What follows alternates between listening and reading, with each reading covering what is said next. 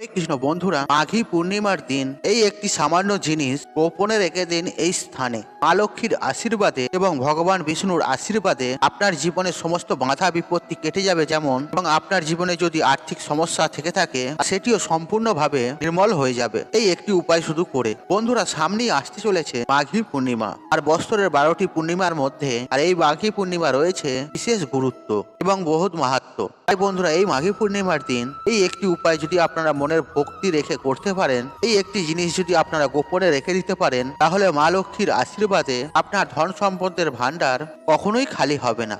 হ্যাঁ বন্ধুরা, আপনারা ঠিকই শুনেছেন, মা লক্ষ্মীর আশীর্বাদে সর্বদা আপনার সংসার সুখ সমৃদ্ধিতে ভরে থাকবে। তাই বন্ধুরা, সম্পূর্ণটি জানতে পুরো ভিডিওটি দেখতে থাকুন স্কিপ না করে। আশা করছি বন্ধুরা এই ভিডিওটি আপনাদের ভালো লাগবে। এই ভিডিওটি যদি ভালো লাগে অবশ্যই ভিডিওতে একটি লাইক করবেন, কমেন্ট করবেন এবং আমার চ্যানেলে যদি নতুন হয়ে থাকেন আমার চ্যানেলটিকে সাবস্ক্রাইব করে রাখবেন। আমি সাধারণত পুজো পাঠের বিধি, সত্য কথা, বাস্তু কথা, বিভিন্ন টোনাটোটকার এবং বিভিন্ন উপায় বিষয়ে ভিডিও আপলোড করে থাকি।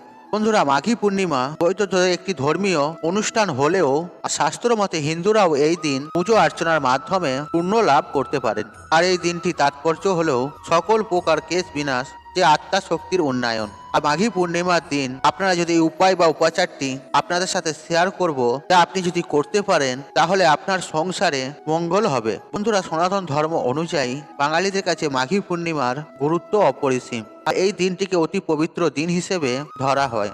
আর এই দিন নানা কাজের মাধ্যমে জীবনে পূর্ণ অর্জন করা যায়। বৎসরে মোট 12টি পূর্ণিমা থাকে। হিন্দু পঞ্জিকা অনুসারে প্রতি মাসের শুক্লপক্ষে সেই দিনটিকে পূর্ণিমা বলা হয়। এই দিনে চাঁদ 16টি কলায় পূর্ণ হয়। এই দিনে চন্দ্রকে অর্ঘ্য নিবেদন করে এবং রাতে মা লক্ষ্মীর পুজো করলে মানসিক সুখ, সম্পদ এবং লক্ষ্মী লাভ হয়। মাঘ মাসে যে পূর্ণিমা আসে তাকে মাঘ পূর্ণিমা বলা হয়। ধর্মীয় ও আধ্যাত্মিক দৃষ্টিকোণ থেকে মাঘী পূর্ণিমার বিশেষ তাৎপর্য রয়েছে। তাছাড়াও এই দিনে স্নান, দান, ধ্যান এবং জপের বিশেষ ফল রয়েছে বলে মনে করা হয়। মাঘ পূর্ণিমাকে মাঘ মাসের শেষ দিন বলে মনে করা হয়। এটি মাঘী পূর্ণিমা নামে কিন্তু পরিচিত।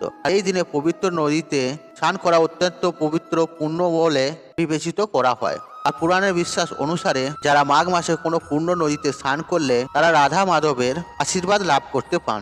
তারা সুখ, সৌভাগ্য, সম্পদ, সন্তান এবং মোক্ষ লাভ করেন। বন্ধুরা, যেহেতু এই দিনে মাহাত্ম্য আলাদা, তাই এই দিন আপনারা সকাল সকাল ঘুম থেকে উঠবেন। আর ব্রহ্ম মুহূর্তে ঘুম থেকে ওঠা অত্যন্ত শুভ বলে মনে করা হয়। যদি আপনি ব্রহ্ম মুহূর্তে ঘুম থেকে উঠতে না পারেন তাহলে অবশ্যই চেষ্টা করবেন সকাল সকাল অর্থাৎ সূর্যোদয়ের আগে ঘুম থেকে ওঠার।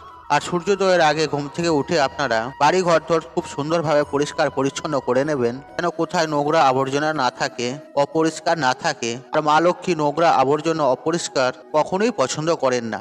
আর যেখানে পরিষ্কার স্বচ্ছতা বজায় থাকে আর সেখানেই মা লক্ষ্মী বিরাজ করেন। এরপর আপনারা নিজেরা স্নান পর্ব সেরে নেবেন। বলা হয় এই দিন কোনো পূর্ণ নদীতে স্নান করা অত্যন্ত শুভ।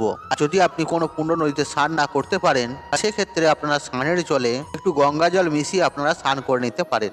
সবার পক্ষে পবিত্র নদীতে স্নান করার সম্ভব হয়ে ওঠে না, তাই আপনারা স্নানের জলে গঙ্গা জল মিশিয়ে স্নান করতে পারেন। আপনারা স্নান পর্ব সেরে ঠাকুর ঘরে গিয়ে আপনাদের নিত্য পুজো সেরে নেবেন। তারপরে অবশ্যই এই দিন মা লক্ষ্মীর পুজো অর্চনা করতে ভুলবেন না। আর মা লক্ষ্মীর বিশেষ পুজো করবেন। আর মা লক্ষ্মীর যখন বিশেষ পুজো করবেন আর মা লক্ষ্মীকে কয়েকটি জিনিস মঙ্গল সামগ্রী হিসেবে অর্পণ করবেন। কিন্তু তার আগে অবশ্যই ঘর বসিয়ে আমের পল্লব দিয়ে মাকে ফুল, ফলের মালা, সিঁদুর পরিয়ে খুব সুন্দর করে পুজো করে নেবেন এবং অবশ্যই মাকে ভোগ দেবেন। আর মায়ের পছন্দের ভোগ আপনারা চাইলে পায়েস বা ক্ষীর বানিয়ে মাকে অর্পণ করতে পারেন।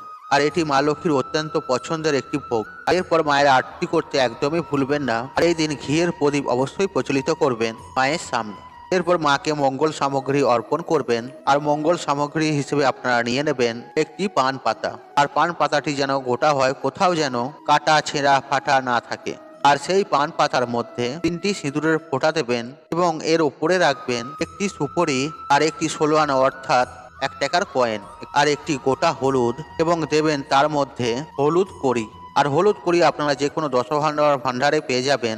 আর এটিকে লক্ষ্মী কড়ি বলা হয়। আর চেষ্টা করবেন এই কড়িটি জোগাড় করার। আর যদি একান্তই হলুদ কড়ি আপনারা না পান সেক্ষেত্রে আপনারা এমনি কড়িও দিতে পারেন। আর চেষ্টা করবেন হলুদ কড়ি জোগাড় করার। আর হলুদ কড়ি হলো মা লক্ষ্মীর প্রতীক। আর এই হলুদ কড়ির ওপরে আপনাদের দিতে হবে একটি হলুদের ফোঁটা। আপনারা এই হলুদ কড়ি 11টি দেবেন, আর সেই 11টি হলুদ কড়ির ওপরে একটি করে হলুদের ফোঁটা দিয়ে দেবেন। আর আপনারা যে হলুদের ফোঁটা দেবেন এটা মাথায় খেয়াল রাখবেন, আপনাদের রান্নাঘর থেকে হলুদ নিয়ে এসে ওই হলুদের ফোঁটা দেবেন না। আপনারা বাজার থেকে নতুন হলুদ কিনে নিয়ে এসে এই হলুদকে গুলে এই হলুদ কড়ির ওপর হলুদের ফোঁটা দেবেন। আর ওই হলুদের মধ্যে একটু সর্ষের তেল দিয়ে হলুদটি গুলে নিয়ে আর সেই 11টি কড়ির মধ্যে একটি করে হলুদের ফোঁটা দিয়ে দেবেন এবং পান পাতার মধ্যে এই সমস্ত সামগ্রী রেখে দেবেন। তারপরে মা লক্ষ্মীকে অর্পণ করবেন, মা লক্ষ্মীর চরণে অর্পণ করবেন। আর সেদিন যেহেতু সারাদিন পূর্ণিমা থাকছে, সেই মঙ্গল সামগ্রীটি মায়ের চরণের কাছে সারাদিন রেখে দেবেন।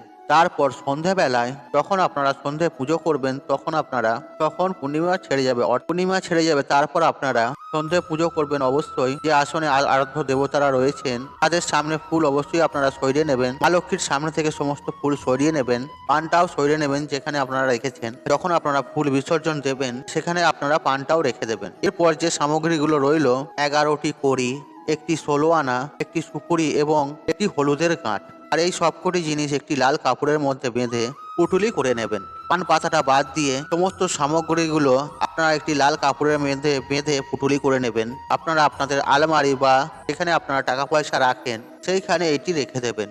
আর যারা ব্যবসা করেন তারা এটি আপনাদের ব্যবসার ক্যাশ বাক্সের মধ্যে রেখে দেবেন। আর এতে মা লক্ষ্মীর আশীর্বাদ সর্বদা আপনাদের উপরে থাকবে আর আপনাদের ধন সম্পদের অভাব হবে না। আর যদি আপনাদের অর্থ কষ্ট থেকে থাকে, ঋণে যদি জর্জরিত হয়ে থাকেন, হয়তো আপনাদের অর্থ ইনকামের রাস্তা পাচ্ছেন না, আপনাদের ঘরে আষ্টে পৃষ্ঠে ঘিরে ধরেছে, এই উপায় বা ক্রিয়াটি করার পর আপনাদের সেই সমস্ত সমস্যা সব কেটে যাবে। আপনাদের জীবনে নতুন নতুন পথ আসবে, আয় ইনকামের সোর্স খুলবে, রুকে থাকা ব্যবসাপত্র আবার চালু হবে। আপনার ঘরে যদি শারীরিক সমস্যা লেগেও থাকে সেসব দূর হবে।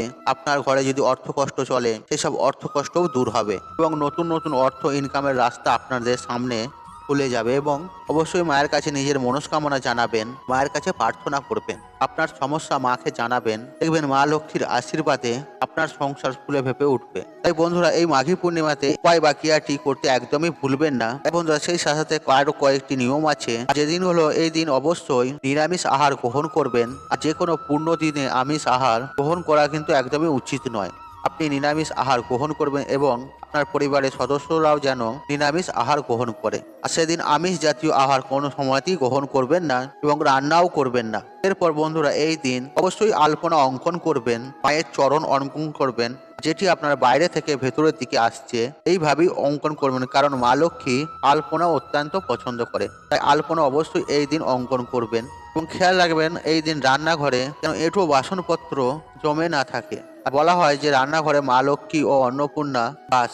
তাই বন্ধুরা চেষ্টা করবেন আপনার রান্নাঘরটি সবসময় পরিষ্কার পরিচ্ছন্ন রাখার।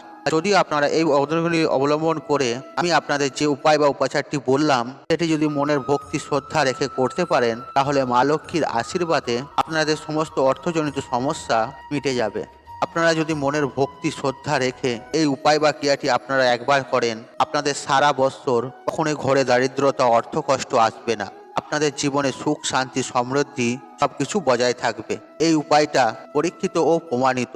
আপনারা যদি মনের বিশ্বাস ভক্তির সাথে এই ক্রিয়াটি করতে পারেন, তাহলে দেখবেন কয়েক দিনের মধ্যেই এর সুফল পাবেন হাতে নাতে। বন্ধুরা আশা করছি এই ভিডিওটি আপনাদের ভালো লেগেছে। তাহলে ভিডিওতে একটি লাইক করুন, একটু কমেন্ট করুন, একটু শেয়ার করুন এবং বন্ধু বান্ধব আত্মীয়জনদের সাথে শেয়ার অবশ্যই করুন। মনে রাখবেন আপনার একটি শেয়ার অনেক মানুষকে উপকৃত করে তুলতে পারে। আর আপনি যদি আমার চ্যানেলে নতুন হয়ে থাকেন তাহলে চ্যানেলটি অবশ্যই সাবস্ক্রাইব করুন এবং পাশে থাকা নোটিফিকেশন অন রাখুন, কারণ এই রূপ নিত্য নতুন ভিডিও সবার আগে দেখার জন্য। ঈশ্বর আপনার মঙ্গল করুক, আপনি সুস্থ থাকুন, নিরোগ থাকুন, আপনার দিন মঙ্গলময় হোক। হরে কৃষ্ণ কৃষ্ণ কৃষ্ণ হরে হরে।